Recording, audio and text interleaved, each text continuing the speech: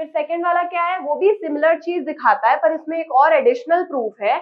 अगर आप इसको पूरा ऐसे उठा दोगे, इसके बीकर के बाहर ले जाओगे, पानी के बाहर, तो एयर अंदर एंटर करेगा, तो उनके अंदर का जो वाटर होता है वो वेपराइज हो जाता है, एंड वो जो वाटर है वो बाहर आने लगता है। ये कब होता है? जब पानी ऊपर से, मतलब ट्रांसपिरेशन बहुत फटाफट हो रहा है, जिस दिन ह्यूमिडिटी ज्यादा होती है उस दिन इवापोरेशन कम होता है। जैसे कि ट्रांसपिरेशन में हमने पढ़ा था ना कि जिस दिन वेदर ऑलरेडी बहुत ज्यादा ह्यूमिड होगा, मतलब इसका क्या है कि एटमॉस्फेयर में ऑलरेडी बहुत ज्यादा वाटर वेपर है।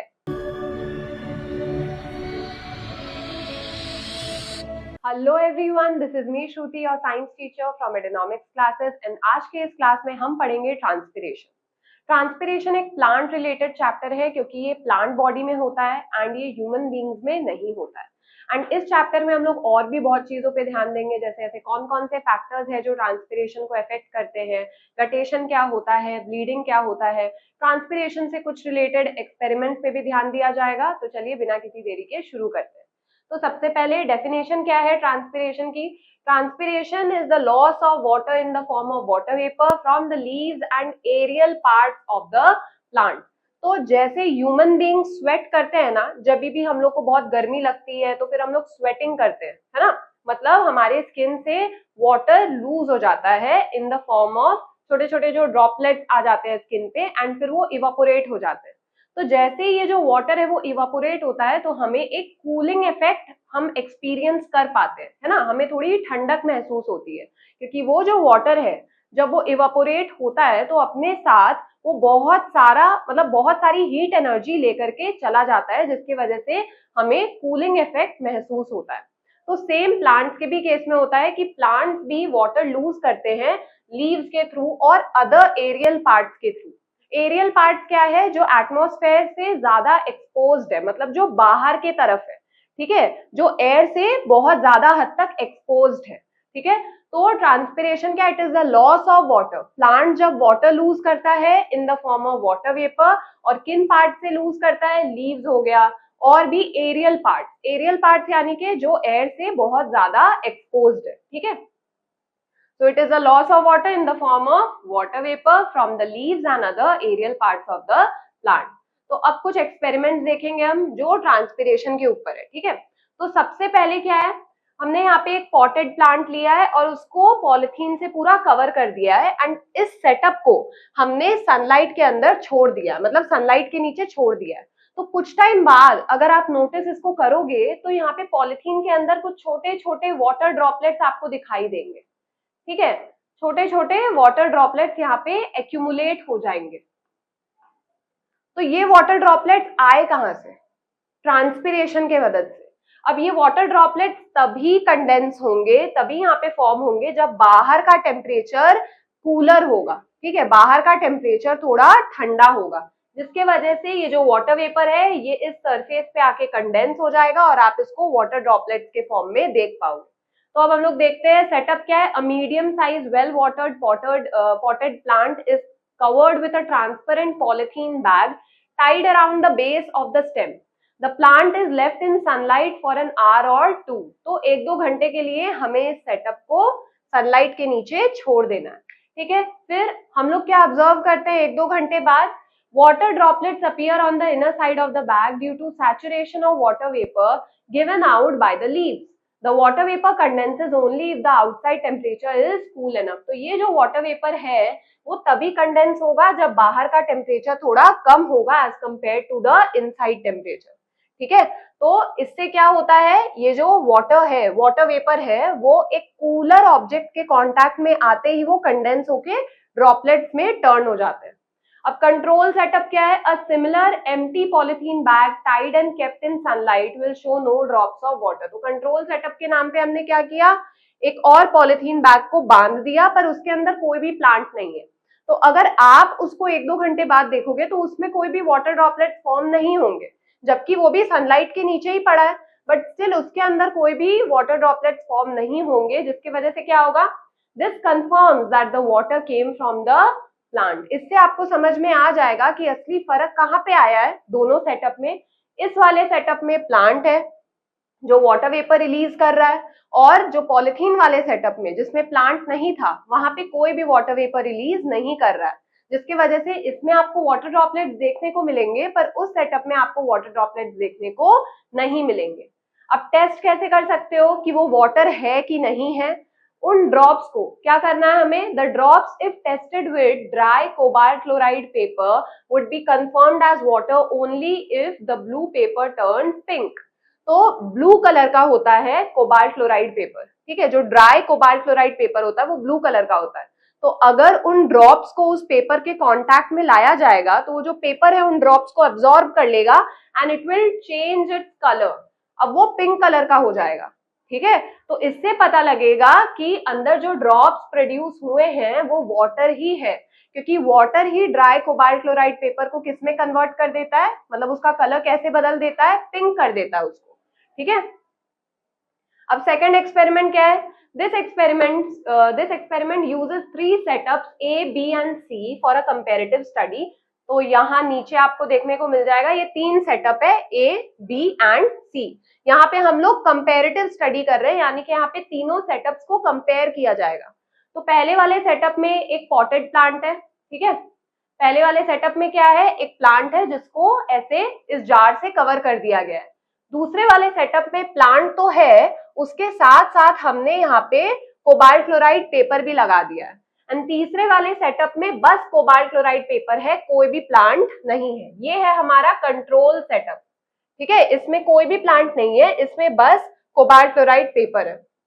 तो अब हम लोग कुछ टाइम तक इसको क्या करेंगे, सनलाइट के नीचे छोड़ देंगे और फिर जब आप 1-2 घंटे बाद आओगे तब आपको देखने को क्या मिलेगा, इस वाले में वाटर ड्रॉपलेट्स फॉर्म हो रहे हैं, पहले वाले एक्सपेरिमेंट की तरह यहाँ पे भी वाटर ड्रॉपलेट्स फॉर्म हो रहे हैं, इस वाले में वाटर ड्रॉपलेट्स भी फॉर्म हो रहे हैं और ड्रॉपलेट्स की वजह से ये जो ब्लू कोबाल्ट क्लोराइड पेपर था वो पिंक हो चुका है, जिसकी वजह से पता चल जाएगा कि हाँ ये वाटर ही है। और थर्ड वाले केस में कोई भी वाटर ड्रॉपलेट्स भी फॉर्म नहीं हुए, और क्योंकि वाटर ड्रॉपलेट्स फॉर्म ही नहीं हुए तो जो ब्लू कोबाल्ट क्लोराइड पेपर था वो ब्लू ही रह गया, वो पिंक नहीं हो पाया, ठीक है। तो इससे भी हमें ये पता चलता है, यहाँ पे 2 प्रूफ्स आपको दिखाई दे रहे हैं कि एक में तो वाटर ड्रॉपलेट्स फॉर्म हो रहे हैं और दूसरे में वो टेस्ट भी हो गया कि ये वाटर के ही ड्रॉपलेट्स है, क्योंकि हमने कोबाल्ट क्लोराइड पेपर को भी रखा था, है ना।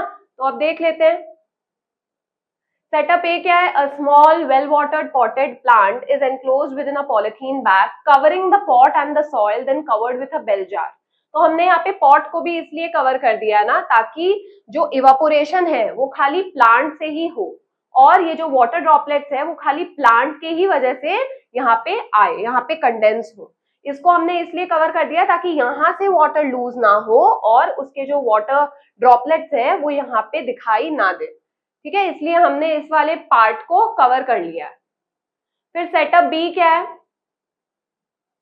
Setup B similar to setup A but a piece of dry cobalt chloride paper is kept inside the bell jar. तो सेम सेटअप है ए की तरह, बस एक एडिशनल चीज क्या है कि यहाँ पे हमने कोबाल्ट क्लोराइड पेपर रख दिया है।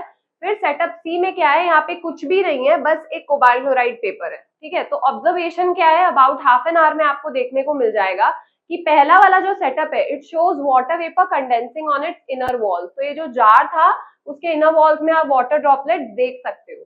फिर सेकंड वाला क्या है, वो भी सिमिलर चीज दिखाता है पर इसमें एक और एडिशनल प्रूफ है कि ये जो कोबाल्ट क्लोराइड पेपर है ना वो पिंक कलर का हो जाता है, जिसकी मदद से आपको ये पता लग जाएगा कि ये वाटर के ही ड्रॉपलेट्स है, प्लांट वाटर ही लूज कर रहा है। फिर थर्ड सेटअप में क्या है, कुछ भी चेंज नहीं हुआ क्योंकि वाटर ड्रॉपलेट्स फॉर्म नहीं हुए थे, तो जो ब्लू कोबाल्ट क्लोराइड पेपर था वो ब्लू का ब्लू ही रह गया, ठीक है। तो इससे कंक्लूजन आपको क्या पता चलता है कि इन दोनों ही प्लांट्स में ट्रांसपिरेशन हुआ है। यहाँ पे कोई प्लांट नहीं है तो यहाँ पे ट्रांसपिरेशन भी नहीं हुआ। अब हम लोग ट्रांसपिरेशन को मेजर कैसे कर सकते हैं, मेजरिंग ट्रांसपिरेशन क्या है, transpiration is the loss of water. अब कितना वाटर लूज हुआ है प्लांट से उसको कैसे मेजर करेंगे, उसके कुछ मेथड्स हैं। तो सबसे पहला मेथड क्या है, वेइंग मेथड, ठीक है। इसमें क्या किया जाता है, A small lightweight potted plant is weighed before and after the experimental period। तो हमने क्या किया, एक potted plant को पहले ही उसका वजन नाप लिया, ठीक है, कि उसका वजन, उसका वेट कितना है। उसके बाद the soil surface and the pot should be fully covered. जो पहले जैसे इसमें किया था ना, पूरा पॉट कवर कर दिया था ताकि यहाँ से इवापोरेशन ना हो वाटर का, ठीक है, बस प्लांट से ही हो, तो वैसे ही इसमें भी कर देना है। तो पूरे पॉट को कवर कर देना है to prevent evaporation from surfaces other than the plant. तो example, covering the pot with a polythene sheet या वैक्स, किसी से भी आप कवर कर सकते हो ताकि इवापोरेशन ऑफ वाटर स्टॉप हो जाए from the pot. The difference in weight is the amount of water lost by the plant. तो सबसे पहले आपने क्या किया, प्लांट को पहले मेजर कर लिया, उसका जो वेट है, उसका जो वजन है, उसको पहले ही मेजर कर लिया, फिर उसको सनलाइट में छोड़ दिया थोड़े टाइम तक, और उसके बाद वापस से उसको मेजर किया, तो आपको वेट में कुछ बदलाव दिखाई देगा, ठीक है, वेट में कुछ डिक्रीज हो जाएगा। बाद में जो प्लांट का वेट है वो हल्का सा डिक्रीज हो जाएगा। तो जितना वो डिक्रीज हुआ है ना, वो किसका वेट है, वो वाटर का वेट है, ठीक है, वो लॉस्ट वाटर का वेट है जो अब लूज हो चुका है इन the form of water vapour, ठीक है। अब दूसरा एक और मेथड है जो यहाँ पे आप देख सकते हो, यहाँ पे क्या है, एक ग्रेजुएटेड ट्यूब लगा दी गई है। ग्रेजुएटेड ट्यूब क्या होता है, जिसमें पहले ही मार्किंग्स की रहती हैं, ठीक है, इससे हम लोग वॉल्यूम मेजर करते हैं, इसमें पहले ही मार्किंग्स की रहती है, तो इसी ट्यूब को यहाँ पे लगा दिया गया है।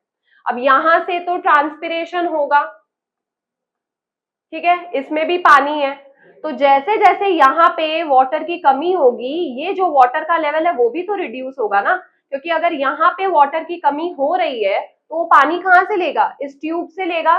तो पहले अगर मान लो वाटर इतना था, अब वो रिड्यूस होकर क्या हो गया है, इतना हो गया है, क्योंकि पानी अंदर चला गया है, क्योंकि यहाँ से पानी लूज हो रहा है। समझो इस साइकिल को, अगर यहां से पानी लूज होगा तो ये वाटर लेवल क्या है, ड्रॉप हो जाएगा, पर क्योंकि यहाँ पे पानी है और ये दोनों कनेक्टेड है आपस में, तो यहाँ पे जो वाटर लॉस हो रहा है, वो पानी, वो जो लॉस है वो कहां से कंपेंसेट हो जाएगा, इधर से पानी इस जार को भर देगा। तो एक्चुअल लॉस इन वाटर आप कहां देख पाओगे, इस ट्यूब में देख पाओगे, इस ग्रेजुएटेड ट्यूब में। तो आपको मार्किंग पता लग जाएगी ना, पहले मान लो 20 सीसी तक था, ठीक है, वाटर का लेवल 20 सीसी तक था, फिर 15 सीसी हो गया, तो आप उससे वेट पता कर सकते हो। कैसे, 1 सीसी ऑफ वाटर का वेट कितना होता है, 1 ग्राम होता है, तो 5 सीसी घट गया ना, तो फिर कितना ग्राम घटा है, 5 ग्राम, ठीक है, 5 ग्राम ऑफ वाटर जो था वो लूज हो चुका है। तो इससे आप ट्रांसपिरेशन कितना हुआ है मेजर कर सकते हो। अब एक और मेथड है टेस्ट ट्यूब मेथड। इसमें क्या करते हैं, टेस्ट ट्यूब को वाटर से फिल कर लिया गया है, a leafy shoot, no roots is inserted into it. तो खाली यहाँ पे एक शूट को इंसर्ट किया है, यहाँ पे आप रूट नहीं देख पाओगे, ठीक है, खाली शूट को इंसर्ट किया गया है। A layer of oil is poured on the surface of water, फिर यहाँ पे ऑयल पोर कर दिया गया, ऑयल डाल दिया गया है। अब ऑयल डालने का पर्पस ये है ताकि जितना भी लॉस इन वाटर हो वो खाली प्लांट के जरिए हो, ट्रांसपिरेशन के मदद से हो, ठीक है, ना कि इवापोरेशन, क्योंकि अगर यहाँ पे ऑयल नहीं रहेगा तो यहां से भी वाटर इवापोरेट हो जाएगा ना, तो इनएक्यूरेट रीडिंग मिलेगी फिर आपको, ठीक है। तो यहां से वाटर लूज ना हो, खाली प्लांट से लूज हो, इसलिए यहाँ पे क्या डाल दिया जाता है, ऑयल डाल दिया जाता है, ताकि बाहर का एटमॉस्फेयर एंड वाटर के बीच में एक सेपरेशन क्रिएट हो जाए, बैरियर क्रिएट हो जाए।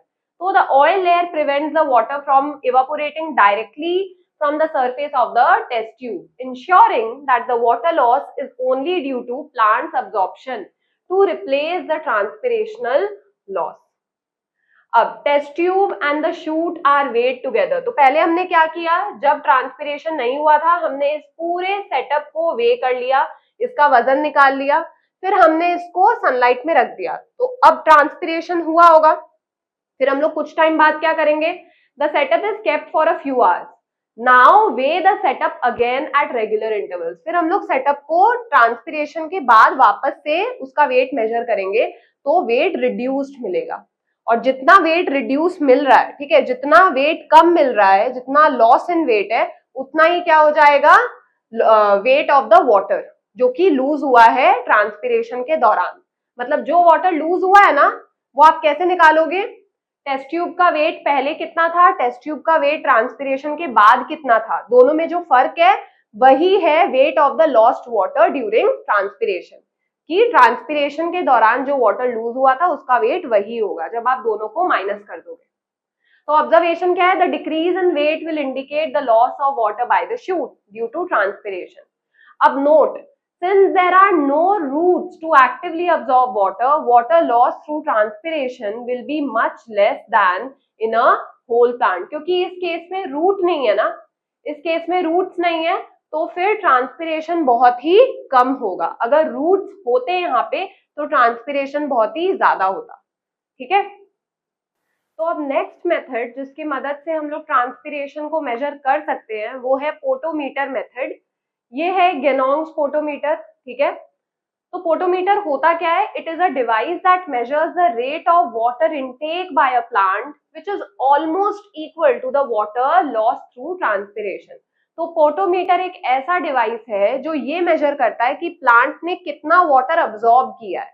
ठीक है, तो यहाँ पे तो हमें जितना वाटर लूज हुआ है वो निकालना है ना, तो ये ऑलमोस्ट सेम होता है। मतलब प्लांट जितना वाटर अब्सॉर्ब करता है ना उसमें मोस्टली वो क्या करता है, ट्रांसपिरेशन में रिलीज कर देता है, ट्रांसपिरेशन के फॉर्म में रिलीज कर देता है। बहुत ही कम अमाउंट ऑफ वाटर वो अपने डेली एक्टिविटीज के लिए यूज करता है। ठीक है, तो जो वाटर इनटेक है ना वो वाटर लॉस से ऑलमोस्ट सिमिलर है। ठीक है, water intake is almost similar to the water lost by transpiration. तो पोटोमीटर इस प्रिंसिपल पे काम करता है। अब गेनोंग्स पोटोमीटर, सबसे पहले सेटअप कैसे किया है हमने, a twig cut with a sharp knife is fixed in an apparatus filled with water. तो यहाँ पे एक ट्विग है जिसको हमने यहाँ पे क्या कर दिया है, इंसर्ट कर दिया है, and this whole apparatus is filled with water. ये कलर्ड वाटर क्यों है, ताकि आपको मेजरमेंट लेने में आसानी हो। ठीक है, तो कलर्ड वाटर हमने यूज किया है ताकि आप क्लियरली देख सको। फिर यहाँ पे दो प्रिकॉशंस का ध्यान देना होता है। पूरा जो सेटअप है वो एयर टाइट होना चाहिए, कहीं से भी उसमें एयर ना चला जाए। ठीक है, कहीं से भी एयर नहीं घुसना चाहिए। और दूसरा क्या है कि जो ट्विग है ना, जैसे कि यहाँ पे आप देख सकते हो, जो ट्विग है उसको हमने नीचे से ऑब्लिकली काटा है। ऑब्लिकली यानी कि ऐसे टेढ़ा काटा है, ऐसे सीधा नहीं काटा।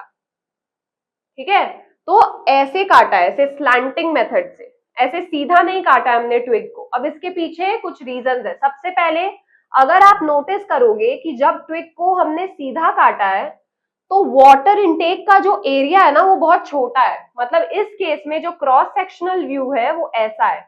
अगर मैं यहाँ पे दिखाऊं तो जो क्रॉस सेक्शनल व्यू है वो ऐसा है। अगर आप ट्विग को सीधा काटोगे, कैसे देख पाओगे आप, ट्विग को सीधा काटा फिर उसको ऐसे देखोगे। ठीक है, तो ये जो गोल व्यू मिल रहा है, पर अगर आप उसको ऑब्लिकली काटते हो, टेढ़ा काटते हो, ठीक है, अगर आप ट्विग को ऐसे टेढ़ा काटते हो तब ये क्रॉस सेक्शन थोड़ा बड़ा हो जाता है, मतलब कि तब ये ऐसा हो जाता है। क्लियर है, तो ट्विग को टेढ़ा मतलब ऑब्लिकली क्यों काटना है, ताकि वाटर इनटेक का जो एरिया है वो इंक्रीज हो पाए और एक बार में ज्यादा वाटर इनटेक हो पाए। ठीक है, दूसरा क्या है, जो ट्विग है वो कंप्लीटली अंडर वाटर होना चाहिए ताकि बाहर से एयर इसमें एंटर ना कर सके ट्विग के अंदर। वरना अगर यहाँ पे एयर बबल फंस गया तो ये वाटर इनटेक को स्टॉप भी कर सकता है ना, ब्लॉक कर सकता है, ट्विग के पाथ को ब्लॉक कर सकता है। इसलिए कंप्लीटली अंडर वाटर होना चाहिए। अगर बाहर होगा तो बाहर का जो एयर है वो ट्विग के अंदर जा सकता है एंड जो रास्ता है उसको ब्लॉक कर सकता है, तो वाटर इनटेक में दिक्कत हो जाएगा। इसलिए ये प्रिकॉशंस ध्यान रखना है कि जो पूरा सेटअप है वो एयर टाइट होना चाहिए। ठीक है, दूसरा ट्विग को क्या है, ऑब्लिकली कट करना है ताकि एक लार्जर सरफेस एरिया हो वाटर इनटेक के लिए। और क्या है, जो ट्विग है it should be completely under water ताकि बाहर से एयर ट्विग के अंदर ना जाए। तो अब एयर बबल कैसे इंट्रोड्यूस करते हैं, air bubble is introduced into the horizontal graduated capillary tube which dips into a beaker containing water. तो ये है बीकर जिसमें पूरा पानी भरा हुआ है। तो हम लोग एयर बबल, यहाँ पे आप देख सकते हो एयर बबल, ये कैसे इंट्रोड्यूस किया गया है, हमने हल्का सा इस ट्यूब को उठाया और हम लोग उसको पानी के बाहर ले गए, बस थोड़े ही टाइम के लिए हल्का सा इसको उठाया तो बाहर से एयर अंदर एंटर किया, फिर हमने उसको छोड़ दिया तुरंत। तो जैसे ही अगर आप उसको उठाओगे एयर अंदर एंटर करेगा। यहाँ पे अगर आप इसको पूरा ऐसे उठा दोगे, इसके बीकर के बाहर ले जाओगे पानी के बाहर, तो एयर अंदर एंटर करेगा जैसे ही हल्का सा एयर एंटर करता है वैसे ही उसको वापस छोड़ देना है, तो वो ट्यूब वापस पानी में चला जाएगा, फिर पानी वापस घुस जाएगा एंड यहाँ पे एक एयर बबल क्रिएट हो जाएगा। मैं रिपीट कर रही हूँ, सबसे पहले क्या करना है, इस ट्यूब को थोड़ा पानी के बाहर निकालना है। तो पानी के बाहर अगर आप निकालोगे तो बाहर से क्या होगा, हवा आ जाएगी अंदर, है ना, और फिर वापस से आप उसको पानी में छोड़ दोगे तो वापस हवा के पीछे पानी घुस जाएगा। क्लियर है? तो बीच में जो गैप है ना उसमें हवा भर जाएगी, यानी कि वहां पे एक एयर बबल क्रिएट होगा। तो ऐसे हम लोग एयर बबल इंट्रोड्यूस करते हैं। अब प्रोसीजर क्या है, as the twig transpires, a suction force is created which pulls the water from the beaker and the bubble in the capillary tube move along. तो जैसे जैसे यहां से वाटर लॉस होता है, ट्रांसपिरेशन होता है, वैसे वैसे और पानी कहां से आता है, बीकर से आता है ना, यहां से पानी और लिया जा रहा है, एक सक्शन फोर्स डेवलप होता है, क्योंकि अगर पानी यहां से लूज होगा तो और पानी कहां से आएगा, इधर से आएगा, एक सक्शन फोर्स क्रिएट हो रहा है एंड यहां से पानी ऊपर चढ़ेगा। क्लियर है? तो अगर यहां से पानी ऊपर चढ़ रहा है तो जो एयर बबल यहां था वो उसको यहां पे ले आएगा ना, मतलब आगे पुश करेगा, क्योंकि पानी को आगे जाना है, तो वो एयर बबल क्या है, आगे मूव करेगा। क्लियर है?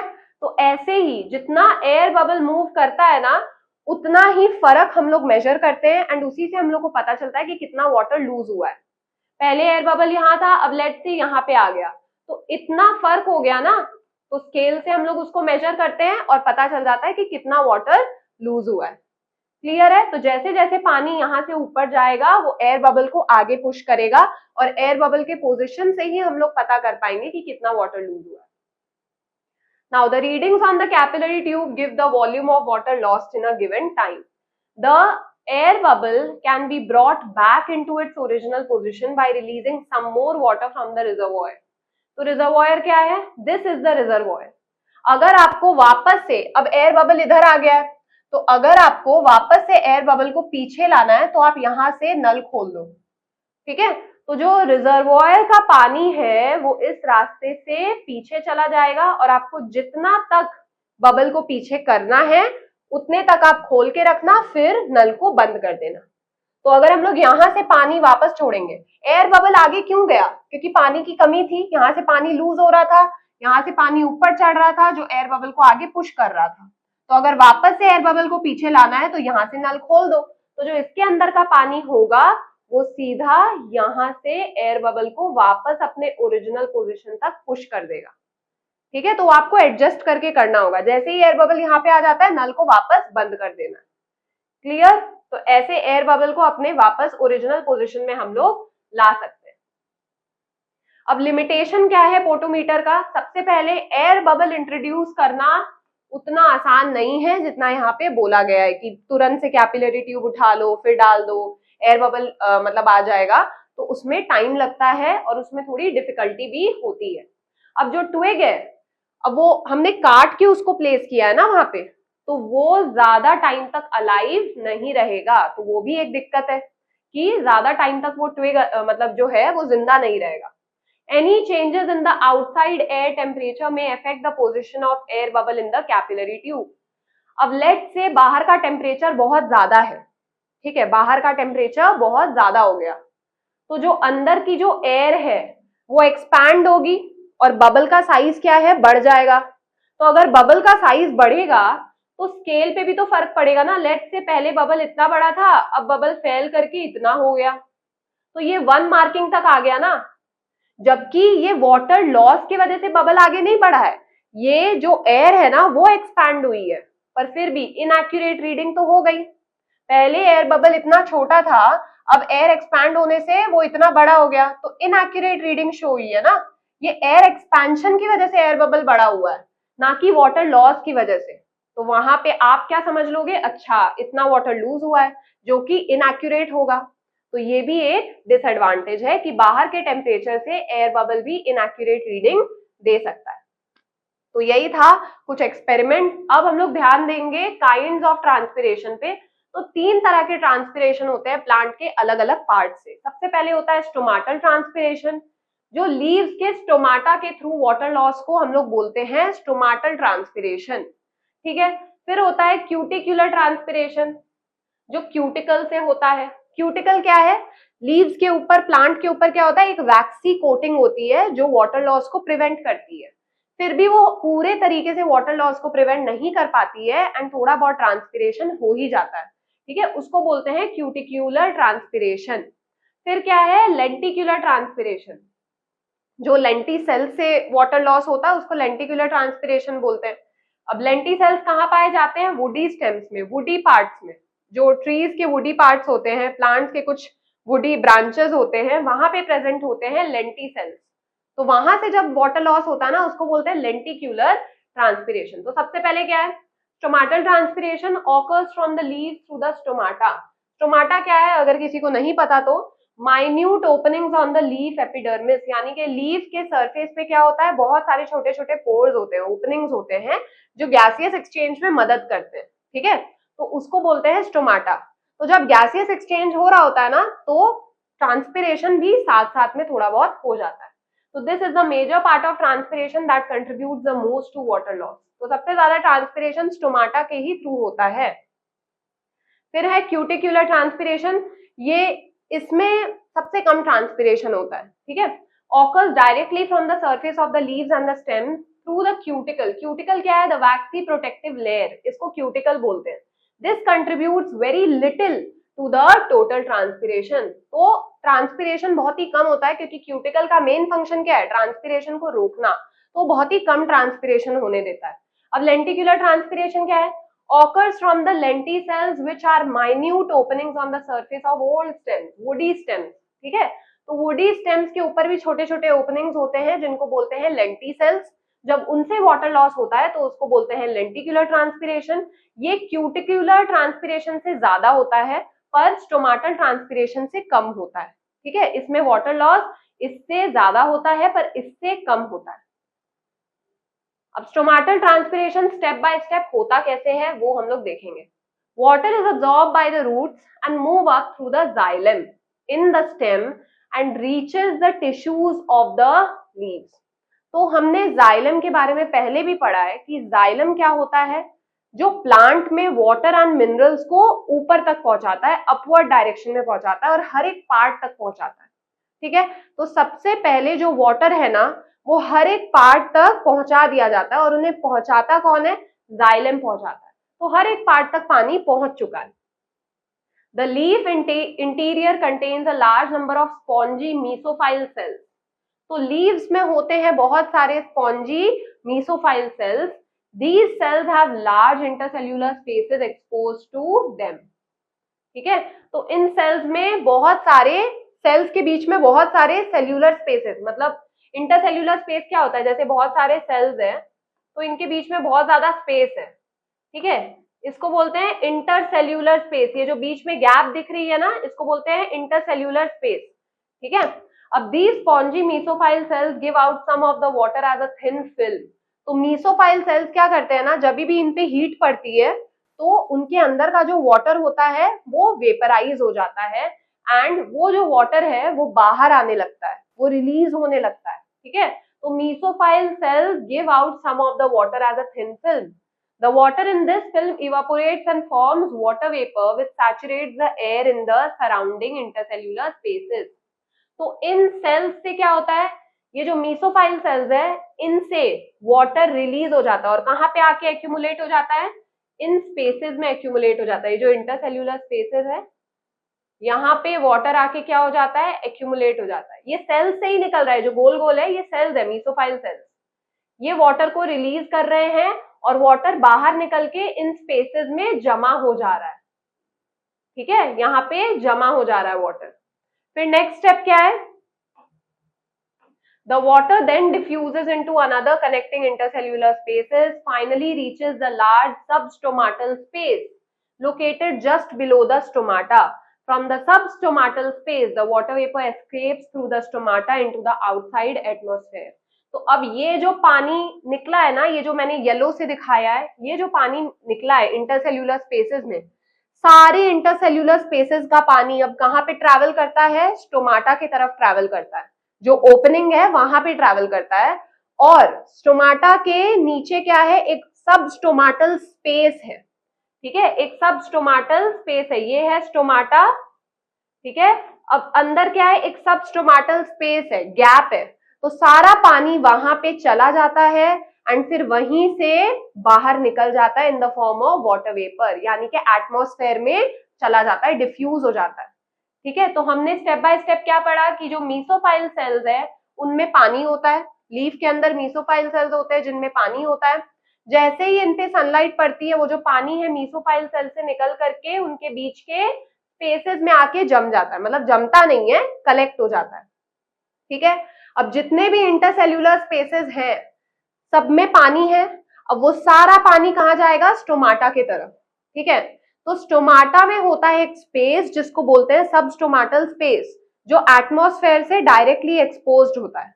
तो सारा पानी उस सबस्टोमाटल स्पेस में चला जाता है एंड फिर वहीं से एटमॉस्फेयर में डिफ्यूज हो जाता है इन the form of water vapour.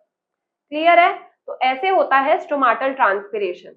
अब ये होता कैसे है, इसके पीछे कोई फोर्स तो होगा ना जो इस पानी को भेजता है, खींचता है। तो फोर्स क्या है, the force is diffusion. Diffusion क्या है कि कोई भी सब्सटेंस हमेशा अपने हायर कंसंट्रेशन से अपने लोअर कंसंट्रेशन की तरफ जाना चाहता है। तो लीव्स के अंदर पानी हायर कंसंट्रेशन में है, ज्यादा है, पर एटमॉस्फेयर में पानी जो है वो कम है। तो वाटर क्या करना चाहेगा, अपने हायर कंसंट्रेशन जैसे लीव को छोड़ करके एटमॉस्फेयर में जाना चाहेगा जहां पे उसका लोअर कंसंट्रेशन है, जहां पे उसकी कमी है। ठीक है, तभी वो खींच खींच करके सबस्टोमाटल स्पेस तक आता है ताकि वहां से वो एटमॉस्फेयर तक जा सके। The entire movement of water vapor from the leaf surface to the outside atmosphere is a result of diffusion. Water vapor molecules, like those of any gas, move from the region of their higher concentration to the region of their lower concentration. तो stomatal space में क्या था, water higher concentration में था, तो वहां से वो चला जाएगा atmosphere में जहां पे water क्या है, lower concentration पे था। ठीक है, तो इसी तरह होता है stomatal transpiration। अब इसमें एक और फोर्स का रोल होता है जिसको बोलते हैं टर्गर प्रेशर। टर्गर प्रेशर क्या होता है कि सेल्स के अंदर, जो प्लांट सेल है ना, उसके अंदर बहुत सारे पार्ट्स होते हैं, सेल ऑर्गेनल्स होते हैं, वाटर मॉलिक्यूल्स होते हैं। ये सभी चीज मिला करके इस सेल वॉल पे प्रेशर एक्सर्ट करते हैं। ठीक है, सभी चीज मिला करके इस सेल वॉल पे प्रेशर एक्सर्ट करते हैं, जिसकी वजह से सेल पूरा फूल जाता है, एकदम तगड़ा सा हो जाता है, जिस सेल एकदम टर्जिड स्टेट में आ जाता है। ठीक है, तो इस प्रेशर के मतलब इस प्रेशर को ही हम लोग टर्गर प्रेशर बोलते हैं, जिसकी वजह से सेल टर्जिड स्टेट में आ जाता है। तो इसका क्या रोल है टर्गर प्रेशर का, the movement of water through a leaf cell is driven by pressure. Cell sap in each cell exerts the turgor pressure outward on the cell wall. तो इसको बोलते हैं सेल सैप, जो cell wall पे pressure exert कर रहा है।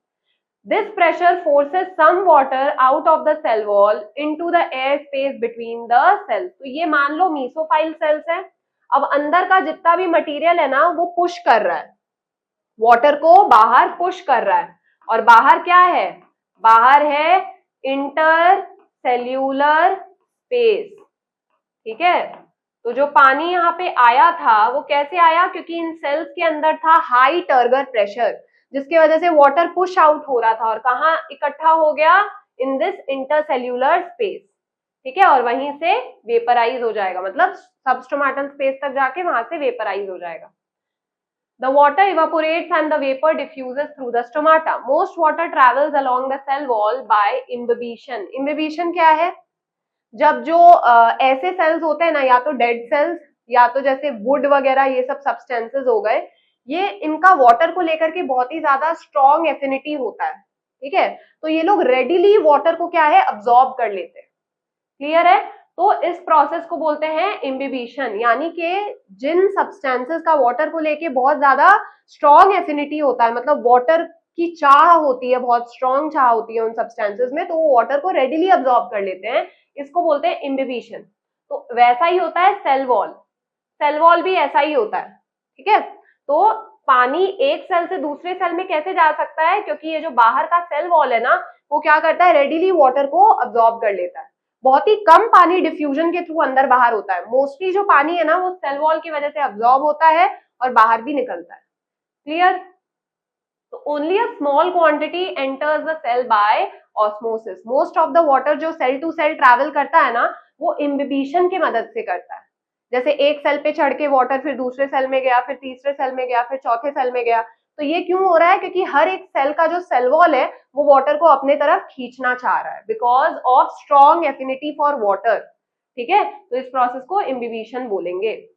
अब ट्रांसपिरेशनल पुल क्या है? किसी भी प्लांट में जब ऊपर से यानी कि एरियल पार्ट से पानी खींचा जाता है, मतलब वाटर लॉस होता है, तो प्लांट नीचे से वाटर और अब्सॉर्ब करने लग जाता है। तो क्यों अब्सॉर्ब करने लग जाता है? क्योंकि ऊपर से पानी लूज हो रहा है, तो और पानी प्लांट कहां से लाएगा? नीचे से, फ्रॉम द रूट्स, है ना। रूट सॉइल से वाटर और अब्सॉर्ब करेंगे, तो इसी के वजह से एक पुल क्रिएट होता है, जिसके वजह से जो रूट्स है वो नीचे से वाटर अब्सॉर्ब करते हैं। इसी पुल को बोलते हैं ट्रांसपिरेशनल पुल। ठीक है, the evaporation of water from the leaf cells causes more water to be pulled from below via the xylem vessels. This suction force is called transpirational pull. Xylem vessels क्या है? जाइलम ही तो water और minerals को upward direction में लेके जाता है ना। तो जाइलम वेसल्स में वो पुल कहां से आ पाता है? क्योंकि ऊपर से पानी लूज हो रहा है, तो ऑब्वियसली नीचे से पानी अब्सॉर्ब होना पड़ेगा ना। तो ये जो लॉस ऑफ वाटर है, ये जो ट्रांसपिरेशन है, उसी के वजह से प्लांट में एक पुलिंग फोर्स जनरेट होता है। इसको बोलते हैं ट्रांसपिरेशनल पुल, जिसके वजह से प्लांट नीचे से वाटर को अब्सॉर्ब कर पाता है। अब लोकेशन ऑफ मैक्सिमम ट्रांसपिरेशन, सबसे ज्यादा ट्रांसपिरेशन कब होता है, कहां पे होता है? लीफ में under side of the leaf में होता है, मतलब नीचे वाले साइड में होता है। नीचे वाले साइड में क्यों होता है? क्योंकि वहां पे सबसे ज्यादा स्टोमाटा पाया जाता है। सबसे ज्यादा स्टोमाटा मतलब सबसे ज्यादा स्टोमाटल ट्रांसपिरेशन। ठीक है, तो more transpiration occurs from the under surface of a leaf than the upper surface. Reason क्या है? There are more stomatal openings on the under surface of a typical dicot leaf. तो dicot leaf क्या होता है? ये हमने seed chapter में पढ़ा था, है ना। जो डाइकटिलेडनस सीड्स होते हैं ना, जिनके पास 2 कटिलेडन्स होते हैं, तो उनसे जो प्लांट ग्रो करता है उसको बोलते हैं डाइकॉट प्लांट। तो अब इसका एक्सपेरिमेंटल प्रूफ ज्यादा कुछ नहीं है। हमने लीफ के अपर साइड में भी एक कोबाल्ट क्लोराइड पेपर लगा दिया, लीफ के लोअर साइड में भी कोबाल्ट क्लोराइड पेपर लगा दिया। फिर कुछ टाइम बाद प्लांट को ट्रांसपिरेशन करने दिया। हमने क्या नोटिस किया कि जो ऊपर वाला पार्ट है ये बहुत धीरे धीरे पिंक हो रहा है। क्यों? क्योंकि यहाँ पे पानी बहुत ही धीरे धीरे लूज हो रहा है। पर जो नीचे वाला पार्ट है, जहाँ पे स्टोमाटा बहुत सारे हैं, तो वहां पे पानी बहुत ही रैपिडली लूज हो रहा है, जिसकी वजह से जो कलर है बहुत ही फटाफट पिंक हो गया। तो कोबाल्ट क्लोराइड पेपर कब पिंक होता है? जब वाटर ड्रॉपलेट ज्यादा कांटेक्ट में आते हैं उसके, है ना। तो यहाँ पे वाटर ज्यादा प्रोड्यूस हो रहा है, ज्यादा बाहर निकल रहा है, जिसकी वजह से कोबाल्ट क्लोराइड पेपर क्या है? पिंक हो गया बहुत जल्दी as compare to the upper surface. अब स्टोमाटल रेगुलेशन। अब स्टोमाटा खुलता कैसे है, बंद कैसे होता है, उसके बारे में हम लोग पढ़ेंगे। ये है स्टोमाटा का स्ट्रक्चर। इसमें यहाँ पे 2 बीन शेप्ड सेल्स है, राजमा जैसे, जिनको बोला जाता है गार्ड सेल्स। ठीक है, तो जब गार्ड सेल्स खुलते हैं तब स्टोमाटा, ये जो स्टोमा है, जो ओपनिंग है, वो खुल जाती है। और जब गार्ड सेल्स बंद हो जाते हैं तो ये ओपनिंग भी बंद हो जाती है। तो stomata are minute openings in the lower epidermis of a leaf. Stoma क्या है? Stoma is surrounded by 2 bean shaped cells called guard cells. तो इन 2 सेल्स को क्या बोलते हैं? Guard cells. अब transpiration occurs as long as the stomata are open, but it stops when the stomata are closed. तो जब तक ये ओपन है ना, ये ओपनिंग, तब तक तो वाटर यहाँ से लूज होता रहेगा, पर जैसे ही ये स्टोमा बंद हो जाएगा तो वाटर लॉस भी बंद हो जाएगा। The opening and closing mechanism of the stomata is regulated by the amount of water and solute present in the guard cell. तो अगर गार्ड सेल टर्जिड है, यानी कि फुला हुआ है, तब वो अपना ओरिजिनल शेप ले लेगा एंड जो स्टोमा है वो खुल जाएगा। अगर गार्ड सेल में वाटर एकदम भर भर के पहुंच रहा है तो गार्ड सेल फूल जाएंगे और अपना ओरिजिनल शेप ले आएंगे और स्टोमा जो है ना वो खुल जाएगा। पर अगर गार्ड सेल्स वाटर लूज कर जाते हैं, ठीक है, तब क्या होगा? ये ऐसे श्रिंक हो जाएंगे दोनों गार्ड सेल्स और ऐसे बंद हो जाएंगे। तो स्टोमा भी क्या होगा? बंद हो जाएगा, तो ट्रांसपिरेशन नहीं होगा फिर। तो डे टाइम में क्या होता है? As the stomata open during the day time. Stomata day time पे क्यों ओपन हो जाता है? क्योंकि डे टाइम पे फोटोसिंथेसिस होता है और फोटोसिंथेसिस के लिए चाहिए कार्बन डाइऑक्साइड, है ना, और रिटर्न में मिलता है ऑक्सीजन। तो ये जो एक्सचेंज ऑफ गैसेस है उसको करवाने के लिए दिन में स्टोमाटा खुल जाता है. The diffusion of gases begins and the guard cells fulfill the need for photosynthesis. This opening also allows transpiration to occur. तो side by side फिर photosynthesis तो होता ही है, पर side by side water भी lose होते रहता है और तभी transpiration हो पाता है, stomatal transpiration. अब if the water content of the leaf begins to fall short, the guard cells fail to remain turgid. They become flaccid, thereby causing the stomata to close. A closed stomata stops transpiration. तो अगर guard cell से पानी loose हो जाएगा तो guard cell shrink हो जाएंगे, flaccid हो जाएंगे और ओपनिंग बंद हो जाएगा, ट्रांसपिरेशन भी बंद हो जाएगा. ये कब होता है? जब पानी ऊपर से, मतलब ट्रांसपिरेशन बहुत फटाफट हो रहा है पर नीचे से वाटर का रीअब्जॉर्प्शन, जो रूट्स वाटर रीअब्जॉर्ब करते हैं वो बहुत ही स्लो प्रोसेस में हो रहा है, मतलब बहुत ही स्लोली हो रहा है. तो नीचे से पानी बहुत ही स्लोली ऊपर आ रहा है पर ऊपर से बहुत फटाफट जा रहा है ना, जिसकी वजह से क्या होगा, एक ऐसा स्टेज आएगा जब लीव्स में पानी की कमी हो जाएगी, क्योंकि ऊपर से तो पानी बहुत जल्दी जल्दी जा रहा है पर नीचे से उतने जल्दी से आ नहीं पा रहा, जिसकी वजह से लीव्स क्या हो जाएंगे, फ्लैसिड. जो लीव के जो सेल्स है तो गार्ड सेल्स भी फ्लैसिड हो जाएंगे और फ्लैसिड होते ही बंद हो जाएंगे, ट्रांसपिरेशन होना बंद हो जाएगा. तो ये एक डिफेंस मैकेनिज्म होता है प्लांट का, जिससे वो वाटर लॉस को स्टॉप कर देता है कि बस अब और पानी नहीं है तो अब वाटर लॉस अफोर्ड नहीं कर सकते. फिर इवनिंग या नाइट में क्या होता है, स्टोमाटा बंद हो जाता है क्योंकि अब सनलाइट ही नहीं है तो फोटोसिंथेसिस होगा नहीं, तो स्टोमाटा क्या होता है, बंद हो जाता है, जिसकी वजह से ट्रांसपिरेशन भी नहीं होता. In the evening or during the night, stomata are closed because temperature is not high, leading to no loss of water, therefore no transpiration. अब बहुत बार दोपहर के टाइम पे जो लीव्स होते हैं ना वो कुछ टाइम के लिए मुरझा जाते हैं, फिर शाम होते ही वापस अपने ओरिजिनल पोजीशन में आ जाते हैं. तो ये जो हमने पहले पढ़ा था ना कि ऊपर से ट्रांसपिरेशन बहुत जल्दी हो रहा है पर नीचे से रीअब्जॉर्प्शन नहीं हो रहा वाटर का, जैसे कि ये क्या है, ये रूट सिस्टम है, ठीक है, और ये क्या है, प्लांट का शूट है. तो यहाँ पे ये सन है, ठीक है, तो यहाँ पे ट्रांसपिरेशन तो बहुत फटाफट हो रहा है पर जो रूट्स है वो वाटर उतना जल्दी अब्सॉर्ब नहीं कर पा रहे, जिसकी वजह से लीव्स तक वाटर उतने जल्दी नहीं पहुंच पा रहा है. तो एक स्टेज ऐसा आएगा कि लीव्स के पास उतना पानी ही नहीं होगा लूज करने के लिए और वो मुरझा जाएंगे, ठीक है. और फिर जैसे ही शाम होता है वैसे ही जो टेम्परेचर है वो थोड़ा कम हो जाएगा और ट्रांसपिरेशन नहीं हो रहा है, क्योंकि टेम्परेचर कम है तो वाटर वेपर में नहीं बदल पाएगा ना, तो फिर टेम्परेचर भी कम है जिसकी वजह से ट्रांसपिरेशन नहीं हो रहा है पर अब्जॉर्प्शन धीरे धीरे होते जा रहा है, जिसकी वजह से लीव्स जो है वो वापस रिकवर कर लेंगे, वापस अपने ओरिजिनल पोजीशन में आ जाएंगे. तो यहाँ पे क्या हो रहा है, leaves of some plants like balsam wilt during the midday and recover in the evening even when water is readily available in the soil. ठीक है, तो सॉइल में पानी बहुत अच्छे से है पर फिर भी दोपहर के टाइम पे क्या होता है, जो प्लांट्स होते हैं वो कभी कभी मुरझा जाते हैं क्योंकि वो उतने जल्दी अब्सॉर्ब नहीं कर पा रहे पानी जितने जल्दी पानी लूज हो रहा है, ठीक है, जिसकी वजह से वो खाली दोपहर के टाइम तक क्या होगा, मुरझा जाएगा प्लांट. पर जैसे ही इवनिंग होगा, टेम्परेचर कम होगा, ट्रांसपिरेशन रिड्यूस होगा, तब फिर क्या होगा, प्लांट धीरे धीरे पानी रीअब्सॉर्ब कर लेगा और अपने ओरिजिनल स्टेट पे आ जाएगा. अब क्यूटिकुलर ट्रांसपिरेशन क्या है, जो हमने पहले डिस्कस किया था. Cuticle is a waxy layer secreted by the epidermis on the two surfaces of the leaf. तो लीफ के दोनों ही सरफेस पे, अपर एंड लोअर सरफेस में क्यूटिकल एक जो वैक्सी कोटिंग है वो पाया जाता है. इसका फंक्शन क्या है, to prevent evaporation of water from the leaf surface. However कुछ इवापोरेशन फिर भी होता है. तो हमने पहले भी डिस्कस किया था कि क्यूटिकल क्या करता है, वाटर लॉस को प्रिवेंट करता है, लीफ से वाटर लॉस को प्रिवेंट करता है. फिर भी कुछ अमाउंट ऑफ वाटर लूज होता है, बहुत ही लिटिल अमाउंट, ठीक है. तो इससे हमें क्या पता चलता है, जितना थिक क्यूटिकल होगा उतना वाटर लॉस कम होगा, जितना थिन क्यूटिकल होगा, जितनी पतली लेयर होगी उतना ही वाटर ज्यादा लूज होगा.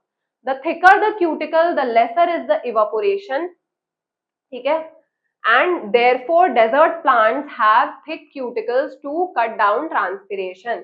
तो एक गिव रीजन भी आ गया कि डेजर्ट प्लांट्स के पास थिक क्यूटिकल्स क्यों होते हैं, क्योंकि जितना मोटा क्यूटिकल रहेगा उतना ही वाटर लॉस कम होगा, ठीक है. इसलिए डेजर्ट प्लांट्स के पास क्या होता है, थिक क्यूटिकल होता है। लेंटिक्यूलर ट्रांसपिरेशन क्या है?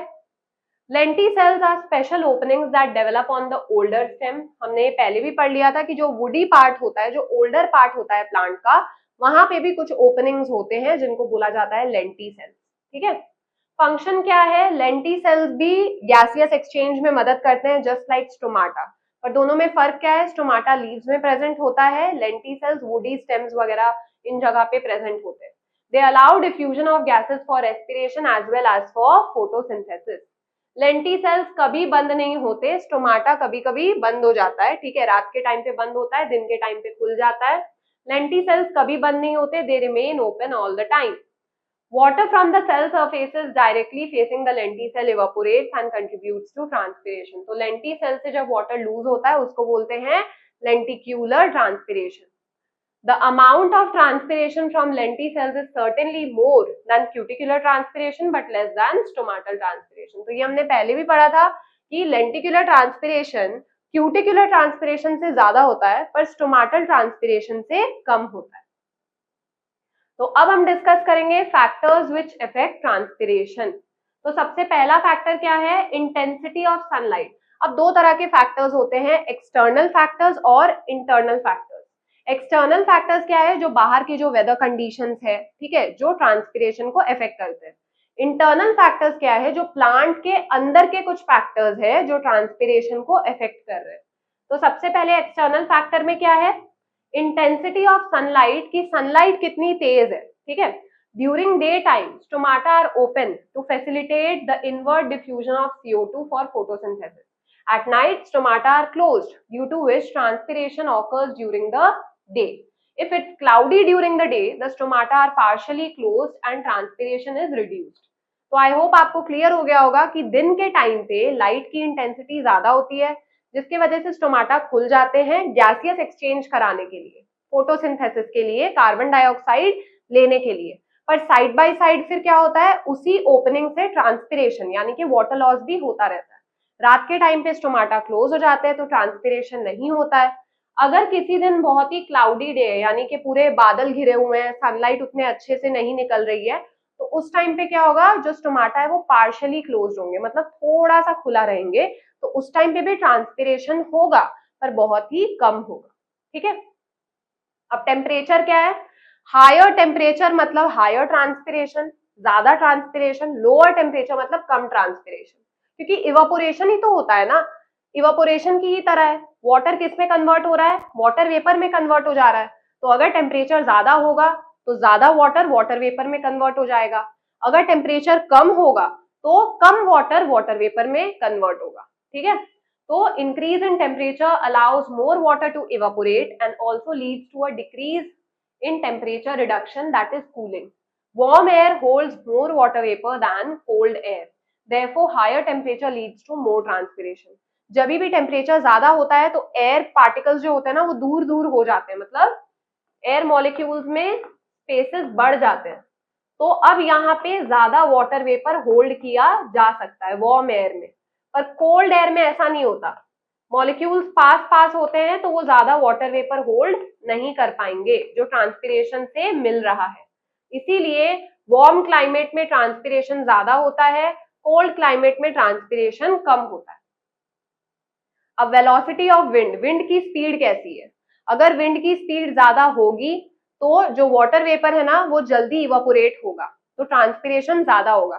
पर अगर विंड की स्पीड उतनी नहीं है तो वाटर वेपर जल्दी इवापोरेट नहीं होगा और ट्रांसपिरेशन भी धीरे धीरे होगा। ठीक है, increase in wind speed increases the rate of transpiration.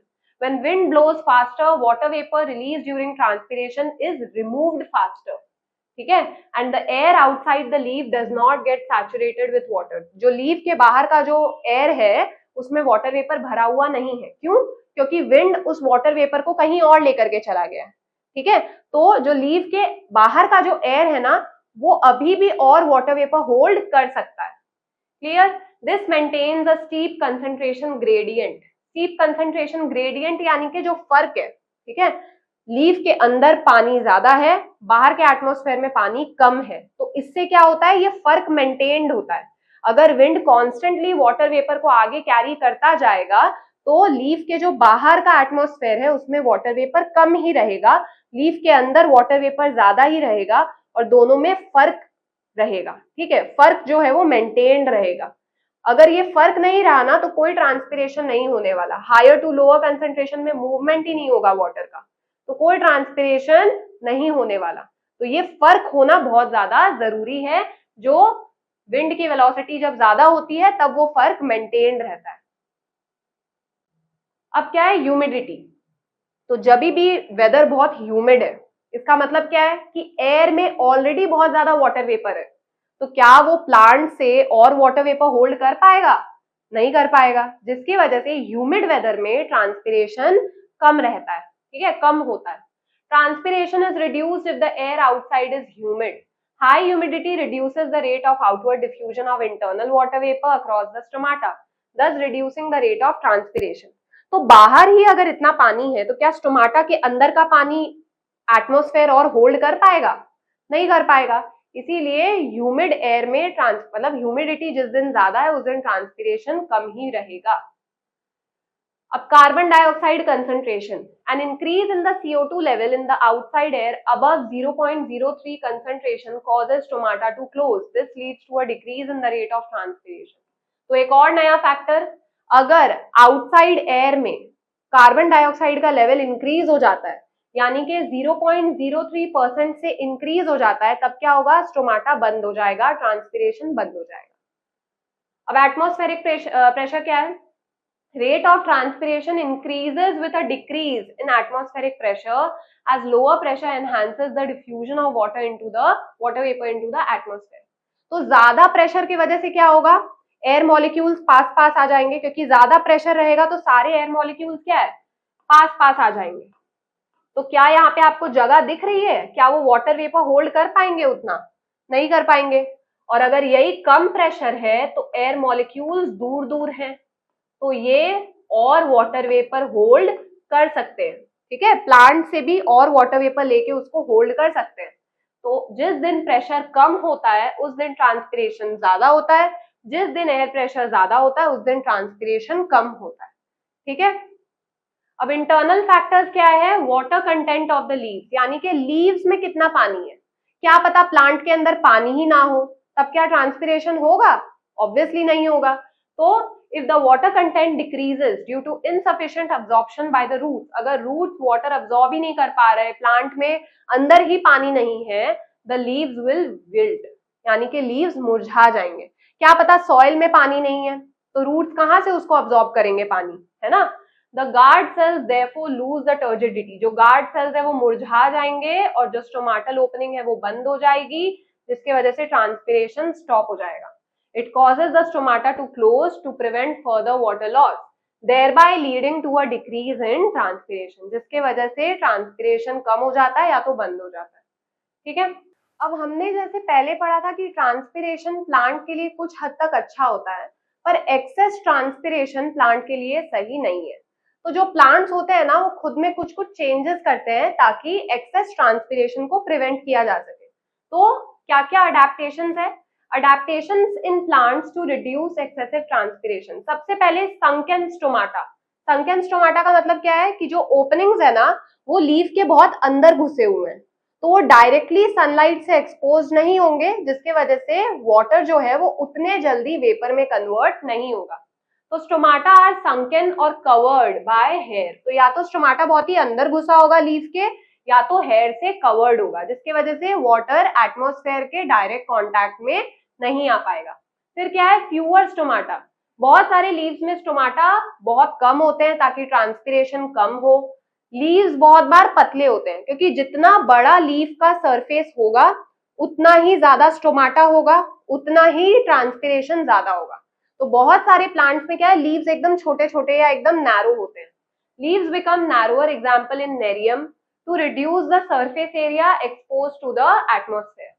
फिर रिड्यूस्ड एक्सपोज सरफेसेस, बहुत बार क्या होता है ना, ये जो लीफ है ये एकदम एक्सपोज्ड है सनलाइट से, तो बहुत बार क्या होता है लीव्स एकदम गोल गोल घूमे हुए होते हैं या तो फोल्डेड होते हैं, रोल्ड होते हैं, ताकि उनका पूरा सरफेस एरिया सनलाइट से एक्सपोज ना हो और वाटर लॉस ना हो उतना। फिर लॉस ऑफ लीव्स, बहुत सारे प्लांट्स में तो लीव्स होते ही नहीं है, ठीक है। जो लीव्स है वो स्पाइन्स के फॉर्म में होते हैं, कांटे बन जाते हैं, जैसे कैक्टस वगैरह में, डेजर्ट के जो प्लांट्स होते हैं। अब क्यों ऐसा होता है? क्योंकि डेजर्ट में ऑलरेडी पानी की इतनी कमी है, और अगर ट्रांसपिरेशन से ज्यादा वाटर लूज हो जाएगा तो फिर प्लांट के पास रहेगा क्या? इसलिए कैक्टस जैसे प्लांट्स में लीव्स नहीं होते हैं, लीव्स की जगह क्या होते हैं? स्पाइन्स होते हैं। फिर थिक क्यूटिकल, डेजर्ट के जो प्लांट्स होते हैं उनके क्यूटिकल भी बहुत थिक होते हैं। क्यूटिकल क्या है? वो जो वैक्सी लेयर जो ट्रांसपिरेशन को कम करता है, ठीक है। तो लीव्स में be covered by a thick vaccine cuticle which provides a stronger barrier against cuticular transpiration. तो थिक क्यूटिकल की वजह से ट्रांसपिरेशन कम होगा। अब ट्रांसपिरेशन का जो बेनिफिट है वो क्या है प्लांट के लिए? सबसे पहले कूलिंग इफेक्ट।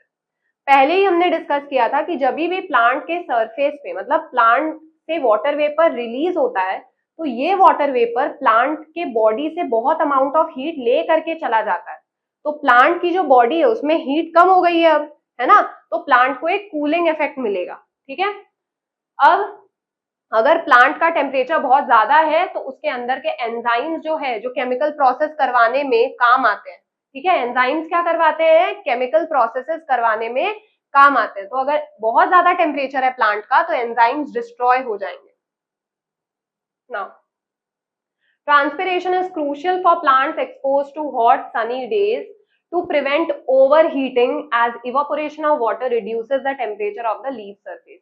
तो पहले ही बोला था कि जब वाटर इवापोरेट करता है, ठीक है, तब वो प्लांट का टेम्परेचर बहुत कम कर देता है, मतलब उसमें से बहुत सारी हीट एनर्जी लेके चला जाता है, जिसकी वजह से प्लांट को कूलिंग इफेक्ट मिलता है।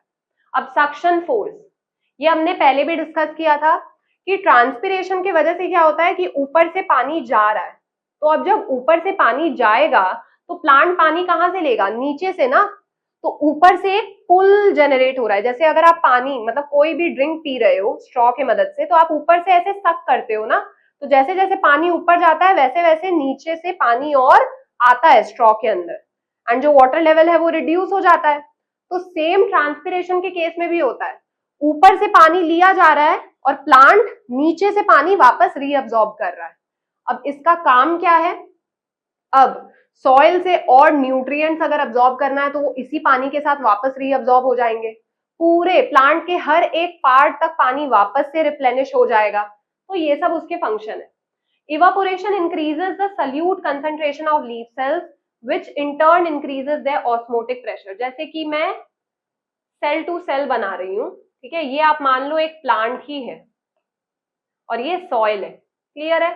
तो अगर ऊपर से पानी जा रहा है तो इस सेल में सल्यूट बढ़ जाएगा ना, यानी कि सॉल्ट का कंसंट्रेशन बढ़ जाएगा, पानी का कंसंट्रेशन रिड्यूस हो जाएगा। तो ये क्या हो जाएगा? हाइपरटोनिक, यानी कि इसमें सॉल्ट ज्यादा है, पानी कम है। तो अब ये पानी किससे लेगा? इस वाले सेल से। फिर इस सेल में पानी की कमी हो जाएगी, है ना, तो ये वाला सेल किससे लेगा पानी? इस वाले सेल से। सेम ऐसे करते करते ये नीचे तक पहुंच जाएंगे सब, एंड फिर ये जो फाइनल सेल है, ये जो रूट सेल है, ये कहां से पानी लेगा? फ्रॉम द सॉइल, ठीक है। This draws water from the cells at the lower level in a sequential manner creating the ascent of sap. इसी के मदद से ये जो पानी है ये ऊपर जाता है और इसी मूवमेंट को क्या बोलते हैं? Ascent of sap. जब वाटर अलोंग विथ मिनरल्स वगैरह प्लांट बॉडी में ऊपर जाते हैं तो उसको बोलते हैं असेंट ऑफ सैप, ठीक है, कि सैप ऊपर जा रहा है, उसका असेंट हो रहा है through the xylem vessels. This force favors absorption of water and minerals from the soil by the roots. It ensures distribution of water to all the aerial parts of the plant. तो अब यही पानी ऊपर जाके हर एक leaf, हर एक part तक distribute हो जाएगा, ठीक है। अब distribution of water and minerals जो हमने पहले भी डिस्कस कर लिया था, जितना ज्यादा ट्रांसपिरेशन होगा प्लांट जो है वो नीचे से वाटर और मिनरल्स को रीअब्सॉर्ब करेगा और हर एक प्लांट के पार्ट तक रीडिस्ट्रीब्यूट कर देगा। जो भी मिनरल्स अगर प्लांट ने पहले यूज कर लिए, अब मिनरल की कमी हो गई है, तो जो नीचे से पानी आ रहा है it is full of minerals and ये हर एक पार्ट तक वापस से चला जाएगा, मतलब हर एक पार्ट में वाटर एंड मिनरल रिप्लेनिश हो जाएगा। अब ट्रांसपिरेशन अफेक्ट्स क्लाइमेट। कैसे? ट्रांसपिरेशन से बहुत सारा वाटर वेपर क्लाउड फॉर्मेशन में जाकर के कंट्रीब्यूट करता है। मतलब जो क्लाउड्स बनते हैं वो कैसे बनते हैं? जब वाटर बॉडी से वाटर वेपर के फॉर्म में ऊपर जाके कंडेंस हो जाता है, मतलब वाटर बॉडी पे हीट पड़ रही है, सन की वजह से हीट पड़ रही है। अब वो वाटर वेपर के फॉर्म में ऊपर राइज होगा और बहुत ऊपर जाते ही वो कूल डाउन होकर के क्लाउड फॉर्मेशन में मदद करेगा। तो उसी वाटर वेपर में जो ऊपर जा रहा है, उसी वाटर वेपर में प्लांट्स का भी वाटर वेपर है जो ट्रांसपिरेशन के मदद से ऊपर जाकर के फिर वो कंट्रीब्यूट कर रहा है। जैसे transpiration releases vast quantity of water vapour and increases the moisture in the atmosphere, जिसकी वजह से क्लाउड्स बन पाते हैं। जितना ज्यादा वाटर वेपर प्लांट से रिलीज हो रहा है, वो वाटर वेपर ऊपर जाकर के क्लाउड फॉर्मेशन में मदद कर रहा है। एंड फाइनली फिर जब क्लाउड्स बहुत ज्यादा हैवी हो जाएंगे तब बारिश हो जाएगी। तो ट्रांसपिरेशन इसी तरह क्लाइमेट को भी इफेक्ट करता है। अब डिफरेंस क्या है ट्रांसपिरेशन और इवापोरेशन में? तो इवापोरेशन मतलब जब वाटर हीट होने पे वाटर वेपर में कन्वर्ट हो जाता है, उसको इवापोरेशन बोलते हैं। पर ट्रांसपिरेशन का मतलब क्या है? जब वाटर लूज हो रहा है from the aerial parts of the plant. इसका मतलब बस ये नहीं है कि वाटर वाटर वेपर में कन्वर्ट हो गया है, ये एक प्लांट से रिलेटेड प्रोसेस है, ठीक है। और इवापोरेशन कब होता है? किसी भी वाटर बॉडी में जब वाटर वाटर वेपर में कन्वर्ट हो जाता है। जैसे ओशन पे जब सनलाइट पड़ता है तो ओशन का जो वाटर है, some amount of it is converted into water vapour, है ना। तो वो होता है इवापोरेशन। और ट्रांसपिरेशन क्या है? जब प्लांट से वाटर लूज हो रहा है इन the form of water vapour, ठीक है। नेक्स्ट क्या है? ये एक फिजिकल चेंज होता है जिसको एनवायरमेंटल फैक्टर्स कंट्रोल करते हैं, जैसे टेम्परेचर हो गया, ह्यूमिडिटी हो गया। तो ये इवापोरेशन को कंट्रोल करते हैं। जिस दिन टेम्परेचर ज्यादा होता है उस दिन इवापोरेशन ज्यादा होता है, जिस दिन ह्यूमिडिटी ज्यादा होती है उस दिन इवापोरेशन कम होता है। जैसे कि ट्रांसपिरेशन में हमने पढ़ा था ना कि जिस दिन वेदर ऑलरेडी बहुत ज्यादा ह्यूमिड होगा, मतलब इसका क्या है कि एटमॉस्फेयर में ऑलरेडी बहुत ज्यादा वाटर वेपर है, तब वो और ज्यादा वाटर वेपर होल्ड नहीं कर पाएगा, इसलिए इवापोरेशन नहीं हो पाएगा। Same, it is a process controlled by both internal and external factors. Evaporation को खाली एक्सटर्नल फैक्टर्स कंट्रोल करते हैं, ट्रांसपिरेशन को प्लांट का इंटरनल फैक्टर भी कंट्रोल करता है और बाहर के एक्सटर्नल फैक्टर्स भी कंट्रोल करते हैं, जो हमने ऊपर पढ़ा था। प्लांट का इंटरनल फैक्टर क्या था? प्लांट के अंदर कितना पानी है। एंड बाहर के एक्सटर्नल फैक्टर्स में हमने एक बहुत बड़ी लिस्ट पढ़ी थी, टेम्परेचर, एटमॉस्फेरिक प्रेशर और भी बहुत कुछ, है ना। अब इवापोरेशन एक फास्ट प्रोसेस होता है, ट्रांसपिरेशन एक स्लो प्रोसेस होता है। अब ये तो था ट्रांसपिरेशन तो हमने पढ़ लिया। अब फाइनल दो अलग अलग कॉन्सेप्ट है जो हमें ध्यान देने हैं उस पर, ठीक है। तो direct loss of water by the plant. अब प्लांट बहुत बार क्या है, वाटर वेपर के फॉर्म में लूज नहीं करता है, पर डायरेक्टली वाटर के फॉर्म में लूज कर लेता है। तो उसके दो प्रोसेस होते हैं, पहला होता है गटेशन, दूसरा होता है ब्लीडिंग, ठीक है।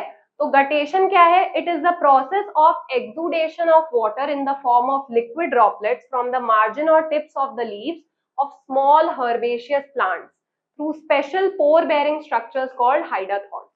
अब आप ध्यान से समझना, जो छोटे छोटे प्लांट्स होते हैं ना, जिनकी हाइट ज्यादा नहीं होती है, तो उनमें अब्जॉर्प्शन बहुत जल्दी जल्दी हो जाता है, क्योंकि हाइट ज्यादा नहीं है तो रूट्स बहुत जल्दी पानी अब्जॉर्ब करके हर एक पार्ट तक पहुंचा देंगे। अब इस केस में क्या होगा? अब्जॉर्प्शन जल्दी हो रहा है पर ट्रांसपिरेशन धीरे धीरे हो रहा है, ठीक है। क्यों? क्योंकि हो सकता है कुछ भी अलग अलग फैक्टर हो, कि ह्यूमिडिटी ज्यादा हो, एयर प्रेशर ज्यादा हो, जिसकी वजह से ट्रांसपिरेशन धीरे हो रहा है पर अब्जॉर्प्शन जल्दी हो रहा है। इसके वजह से क्या होगा, जो वाटर ड्रॉपलेट्स है ना, ये लीफ के मार्जिन में आकर के एक्यूमुलेट हो जाएंगे। और ये निकले कहां से हैं? लीफ के मार्जिन में बहुत छोटे छोटे पोर्स होते हैं जिनको बोला जाता है हाइडाथॉर्न्स। तो वहां से वाटर ड्रॉपलेट्स निकल जाएंगे और इस प्रोसेस को बोला जाता है गटेशन, जो छोटे प्लांट्स में होता है। कब होता है? जब अब्जॉर्प्शन तो जल्दी जल्दी हो रहा है पर इवापोरेशन नहीं हो पा रहा ड्यू टू वेरियस फैक्टर्स, ठीक है। तो जो वाटर है वो हाइडाथॉर्न से निकल करके लीफ के मार्जिन पे एक्यूमुलेट हो जाएगा, इसको बोलते हैं गटेशन। अब नेक्स्ट क्या है? ब्लीडिंग। ब्लीडिंग क्या होता है ना, मान लो प्लांट का कोई पार्ट कट हो गया, जैसे स्टेम कट हो गया या कोई ब्रांच कट हो गया, तो वो इंजर्ड पार्ट है प्लांट का, तो वहां से सेल सैप जो है ना, सेल के अंदर का जो लिक्विड है वो वहां से ऊज आउट होने लग जाएगा, उसको बोलते हैं ब्लीडिंग। तो ब्लीडिंग क्या है? It is the loss of cell sap या plant sap from a cut और injured part of a plant such as a cut stem और अ ब्रांच। तो वहां से जब सेल सैप बाहर ऊज आउट होने लगता है तो उस प्रोसेस को हम लोग क्या बोलते हैं, ब्लीडिंग बोलते हैं। अब डिफरेंस क्या है ट्रांसपिरेशन और गटेशन में, वो डिस्कस करेंगे हम लोग। तो ट्रांसपिरेशन में water is lost in the form of vapour, guttation में वाटर ड्रॉपलेट्स के फॉर्म में लूज होता है। ट्रांसपिरेशन में खाली प्योर वाटर ही वेपर में चेंज होता है, गटेशन में वाटर के साथ साथ मिनरल्स वगैरह भी लूज होते हैं। वाटर वेपर स्टोमाटा के थ्रू लूज होता है, लेंटी सेल से लूज होता है और क्यूटिकल से लूज होता है in case of transpiration. Guttation के केस में वाटर हाइडा थॉट से बाहर निकलता है। फिर it may lead to loss of turgidity in leaf cells to cause wilting. इस केस में टर्जिडिटी लूज हो जाएगी लीफ सेल्स की बहुत बार, जब ट्रांसपिरेशन बहुत फटाफट हो रहा है तो लीव्स मुरझा भी सकते हैं। इस केस में ऐसा नहीं होता, ठीक है। जो एक्सेस वाटर है वही बाहर आया है, तो प्लांट के पास ऑलरेडी एनफ वाटर है, वो एक्सेस वाटर बाहर निकाल रहा है, तो इस केस में प्लांट मुरझाएगा नहीं। स्टोमाटल ट्रांसपिरेशन को गार्ड सेल्स कंट्रोल करते हैं और हाइडा थॉट्स को कोई कंट्रोल नहीं करता, ये बस ओपनिंग है, खुलना बंद होना कोई कंट्रोल नहीं करता। ये सनलाइट के प्रेजेंस में होता है ये ट्रांसपिरेशन। एंड जो गटेशन है ये अर्ली मॉर्निंग में हो सकता है या नाइट में हो सकता है। It cools the plant body. Transpiration का काम क्या है, प्लांट की बॉडी को कूल डाउन करना, पर गटेशन का ऐसा कोई इफेक्ट नहीं होता है on the plant. Occurs during dry condition. Transpiration कब होता है, जब इन्वायरमेंट बहुत ज्यादा ड्राई हो, टेम्परेचर बहुत ज्यादा हाई हो, तब एयर जो है वो और वाटर वेपर होल्ड कर सकती है। पर गटेशन कब होता है, जब एयर में बहुत ह्यूमिडिटी हो, तभी तो एक्सेस वाटर बाहर निकल जा रहा है ना। एयर जब बहुत ज्यादा ह्यूमिड होगी तब वो वाटर वेपर होल्ड नहीं कर पाएगी, जिसके वजह से वो जो एक्सेस वाटर वेपर है वो ड्रॉपलेट्स के फॉर्म में ही प्लांट से बाहर आ जाएगा, ठीक है। तो it occurs in humid condition. अब लास्ट क्या है, पाथवे ऑफ वाटर। तो the process of water intake and loss involve several physical forces and occurs through different region. तो सबसे पहले रूट के थ्रू लिक्विड पास होता है, ऑस्मोसिस एंड इम्बिबिशन के थ्रू। तो यहाँ पे सबसे पहले वाटर अब्सॉर्ब होता है थ्रू द रूट्स। कौन से प्रोसेस से, सेल टू सेल ऑस्मोसिस, जो हमने यहाँ पे डिस्कस किया था, जो यहाँ पे होता है सेल टू सेल ऑस्मोसिस, एक सेल के बाद दूसरे सेल तक पानी ट्रांसफर होता है, ठीक है। या तो इम्बिबिशन। इम्बिबिशन क्या था, ऐसे सेल्स जिनकी वाटर को लेके बहुत ज्यादा स्ट्रॉन्ग डिजायर है, एफिनिटी है, वो रेडिली वाटर को अब्सॉर्ब कर लेते हैं। तो एक सेल से दूसरे सेल क्या है, वाटर अब्सॉर्ब होते होते ऊपर चला जाता है। तो रूट से वाटर लिक्विड के फॉर्म में अब्सॉर्ब होता है। जाइलम में भी वाटर लिक्विड के ही फॉर्म में ट्रैवल करता है। कैसे ट्रैवल करता है, कोहेशन के मदद से, रूट प्रेशर के मदद से और कैपिलैरिटी की मदद से। तो कोहेशन क्या है, ये रहा जाइलम, ये जो सेल्स है ना ये जाइलम के वॉल से एकदम चिपके हुए हैं, इसी को बोलते हैं कोहेशन। तभी ये जो वाटर है ये ऊपर जा पा रहा है, बिकॉज ये जाइलम को चढ़ने के लिए इस्तेमाल कर रहा है। तो इसी प्रोसेस को बोलते हैं कोहेशन। रूट प्रेशर क्या है, जो ट्रांसपिरेशन के वजह से डेवलप होता है, ठीक है। रूट प्रेशर कैसे डेवलप होता है, सेल टू सेल ऑस्मोसिस के वजह से। जब एक सेल से दूसरे सेल में पानी जाता है ना, तो नीचे एक प्रेशर डेवलप होता है जिसकी वजह से रूट्स और वाटर अब्सॉर्ब करते हैं, ठीक है। तो उसी को क्या बोलते हैं, रूट प्रेशर। कैपिलैरिटी क्या है, जाइलम बहुत ही पतला होता है। एक तरफ मैं बता दे रही हूँ पतला क्यों होता है, ताकि जरा सा पानी अब्सॉर्ब हो और वो एक ग्रेटर हाइट तक पहुंच जाए। अगर आप एक बीकर में, अगर आप एक पाइप में इतना पानी डालते हो तो वो पानी का लेवल लेट से इतना है, पर अगर आप ग्लास में उतना सा पानी डालोगे तब वो पानी का लेवल इतना ही पहुंच पाएगा। इसीलिए जो वेसल है वो पतला होना चाहिए, तभी आप एक ग्रेटर हाइट अचीव कर पाओगे, ठीक है। इसीलिए जाइलम पतला होता है, ताकि अगर रूट्स जरा सा भी पानी अब्सॉर्ब करे तो उसकी हाइट, जो वाटर की हाइट है वो तुरंत बढ़ जाए। तभी जो जाइलम है वो क्या है, पतला होता है। लीफ वेन में भी पानी लिक्विड की ही तरह काम करता है, मतलब ट्रैवल करता है। एंड कैसे आ पाता है लीफ तक, बिकॉज ऑफ ट्रांसपिरेशनल पुल। ट्रांसपिरेशनल पुल क्या है, ये हमने पहले भी डिस्कस किया था कि जब ऊपर से पानी लूज होता है तो पानी नीचे से रिप्लेनिश होता है। तो ये एक पुल क्रिएट होता है ना, जो हम लोग सक करते हैं पाइप के थ्रू लिक्विड को ऊपर, तो एक पुल क्रिएट होता है जिसकी वजह से लिक्विड ऊपर आ पाता है। तो प्लांट के केस में इस पुल को क्या बोलते हैं, ट्रांसपिरेशनल पुल। क्यूटिक्यूलर ट्रांसपिरेशन में जो पानी होता है वो वेपर के फॉर्म में होता है, स्टोमाटल ट्रांसपिरेशन में वेपर के थ्रू होता है, और लेंटिक्यूलर में भी वेपर के थ्रू ही पानी ट्रैवल करता है। ठीक है, और कैसे एटमॉस्फेयर के बाहर जाता है, डिफ्यूजन के थ्रू बाहर जाता है। ये हमने पहले ही डिस्कस किया था कि वाटर हमेशा अपने हायर कंसंट्रेशन से लोअर कंसंट्रेशन में जाएगा। तो हायर कंसंट्रेशन में वाटर कहाँ पे है, स्टोमाटा के अंदर, क्यूटिकल के अंदर, लेंटिसेल के अंदर, और एटमॉस्फेयर में वाटर कहाँ क्या है, लोअर कंसंट्रेशन है। तो स्टोमाटा से, क्यूटिकल से या लेंटिसेल से वाटर कहाँ चला जाएगा, अपने लोअर कंसंट्रेशन में चला जाएगा, यानी कि एटमॉस्फेयर में चला जाएगा। ठीक है, एंड लास्ट पॉइंट क्या है, गटेशन। गटेशन में पानी कैसे लूज होता है, लिक्विड के ही फॉर्म में लूज होता है। जो लिक्विड ड्रॉपलेट्स है वो मार्जिन में एक्यूमुलेट हो जाते हैं। ठीक है, और क्यों होता है ऐसा, because of root pressure.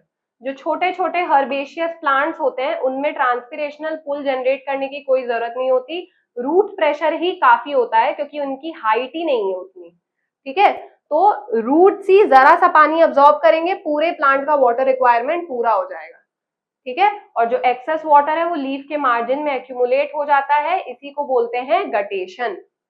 Clear है, तो आई होप ये सारे ही कॉन्सेप्ट्स एकदम क्लियर है आपको। ये हमने जो भी पढ़ा है इसका एक डायग्रामेटिक व्यू है।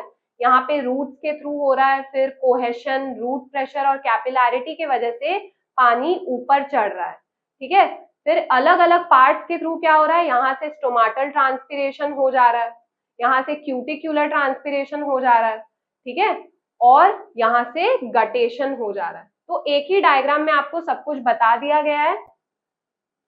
तो हमने अभी तक जो भी टेबल के फॉर्म में पढ़ा, ये उसका क्या है, डायग्रामेटिक व्यू है।